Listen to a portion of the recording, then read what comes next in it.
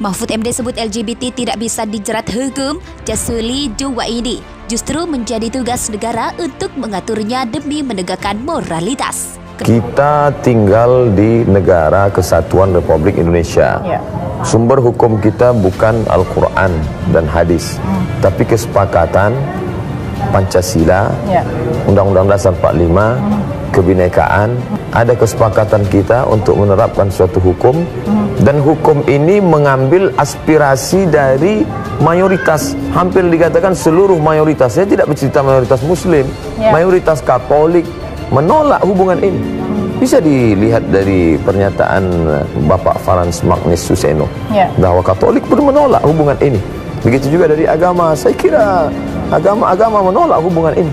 Oleh sebab itu, hukum itu menyerap aspirasi kalangan yang menolak tadi.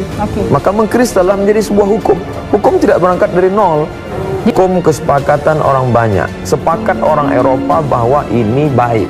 Apa salahnya toh? Mereka hidup dua orang, tidak mengganggu orang lain, semua senang. Setuju dengan ini baik? Baik bagi mereka. Tapi kita orang-orang yang beragama, ketuhanan yang Maha Esa, itu kesepakatan kita bersama. Dan setiap agama menyampaikan pesan bahwa hubungan ini tidak baik. Maka orang-orang yang sepakat mengatakan ini tidak baik, tidak baik, tidak baik, tidak baik, tidak baik, ini yang menjadi sandaran hukumnya. Nah, orang Barat itu benar-benar liberal bebas. Buktinya kaum nudis tidak semuanya bebas di berbagai tempat. Ada kota-kota yang menolak nudis. Pernikahan sejenis tidak semua negara memperlakukannya. Artinya apa? Yang seliberal mereka pun tetap masih ada sekat-sekat. Masih ada yang menerima, tidak menerima. Masih ada boleh, tidak boleh. Kesepakatan. Masih ada etis atau tidak etis. Apalagi kita yang taat beragama, orang timur. Jadi yang mengatakan ini akan mendiskriminasi kaum minoritas, mendiskriminasi mereka yang mengalami ini siapa? Yang menyuarakan ini siapa? Jangan-jangan ada lagi misi di balik ini. Dulu di dunia ini sepakat bahwa itu penyakit. Semua mengatakan itu penyakit. Lalu perlahan-perlahan dari barat muncul bahwa ini, mereka ingin meyakinkan bahwa ini suatu given, pemberian Tuhan. Bahwa kalau kamu diberikan menjadi laki-laki, kamu menjadi perempuan, maka ada pilihan yang ketiga. Ini muncul belakangan. Setelah gembar-gembornya lembaga-lembaga, kemudian pihak-pihak yang ingin meluluskan ini menjadi suatu kenyataan. Nah, sekarang kita lihat, kenapa di suatu negara, kalau di negara itu ketat budaya, ketat ketimurannya, maka ini tidak tumbuh, tidak berkembang. Kita lihat Mesir atau Maroko, tempat saya tinggal, dibandingkan dengan Thailand. Kenapa begitu pesatnya? Itu menunjukkan bahwa dia tumbuh berkembang berdasarkan budaya setempat itu. Kalau di daerah itu menyuburkan dia, dibuatkan Miss Universe-nya, pembiaran yang merajalela, diiklankan melalui, dia akan tumbuh pesat. Tapi bila keluarganya, oleh sebab itu maka ini penyakit yang harus disembuhkan. Maka Nabi, ajaran Islam, Nabi SAW. Jadi Pak Ustaz masih mengatakan itu penyakit? Ya, saya tidak mengatakan itu pemberian Tuhan. Dia bisa dirubah dengan ajaran. Maka mulailah kita tidak membunuh orangnya. Yang dimusuhi itu adalah perbuatannya. Maka dalam Islam bedakan antara sebelum, sedang, dan setelah. Langkah preventif sebelumnya apa? Makanya Nabi menyuruh mengasingkan ketika seorang laki-laki datang. Laki-laki sehat tapi dia memakai inai. Sedangkan inai bagi masyarakat Arab saat itu hanya untuk perempuan saja. Maka kata Nabi, ini dia mesti diasingkan. Tempat pengasingannya itu disebut nama tempatnya Naqi. Sedangkan tempat kuburan Baqi. Sedangkan tempat pengasingan orang-orang yang kelihatan seperti ini Naqi, tapi dia tidak dibunuh. Sedangkan ada hukum setelah terjadi. Man ra'aitumuhu ya'malu amala qaumi Lut. Kalau kamu melihat ada seorang melakukan perbuatan umat Nabi Lut, ini setelah terjadi.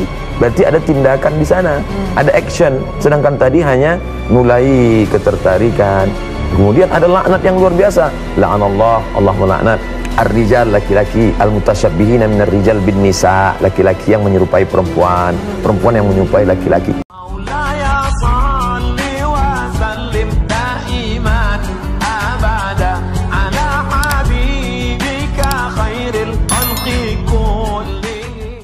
Ketua fraksi PKS Jazuli Juwaidi menilai negara tidak bisa melepaskan tanggung jawab untuk menjaga moralitas masyarakat dan menjaga ketertiban umum.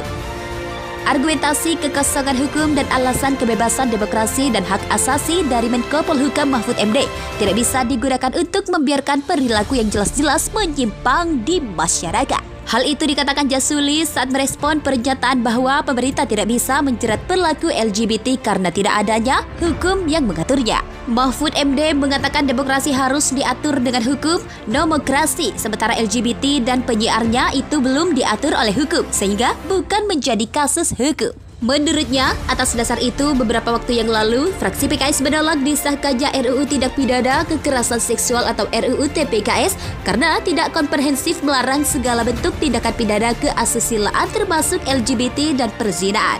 Fraksi PKS menginginkan agar RUU TPKS disahkan bersama dengan revisi KUHP yang menegaskan larangan LGBT dan perzinaan karena fenomenanya sudah meresahkan dan mengancam moralitas dan ketertiban masyarakat. Pasalnya, negara memiliki kewajiban untuk menegakkan hukum. Negara memiliki tanggung jawab menjaga moralitas masyarakat dan ketertiban umum. Anggota Komisi 1 DPR itu menegaskan gerakan dan paham LGBT sering mendasarkan diri pada HAM dan masalah privat. Padahal dalam konteks Indonesia, hak asasi dibatasi oleh undang-undang yang menimbang nilai moral agama dan budaya. Oleh karena itu, lanjut anggota DPR Dapil Banten itu, bagi masyarakat Indonesia LGBT bukan masalah perbedaan orientasi seksual seperti yang didengungkan para aktivis HAM yang mendukungnya, tetapi merupakan penyimpangan seksual yang melanggar nilai Pancasila, moral agama budaya luhur bangsa. Hal itu lanjutnya sesuai tuntunan agama untuk menjaga keturunan dan keselamatan masyarakat, bangsa, dan negara. Dia menilai disinilah negara harus hadir, mengingatkan, mengedukasi hingga mengambil tindakan tegas sesuai amanat Pancasila dan Undang-Undang 1945 serta perintah undang-undang.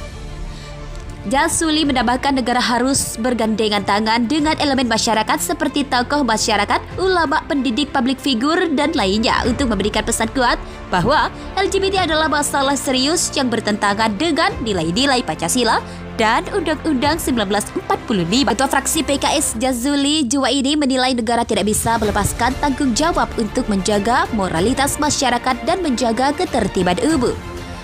Argumentasi kekosongan hukum dan alasan kebebasan demokrasi dan hak asasi dari Menko Polhukam Mahfud MD tidak bisa digunakan untuk membiarkan perilaku yang jelas-jelas menyimpang di masyarakat.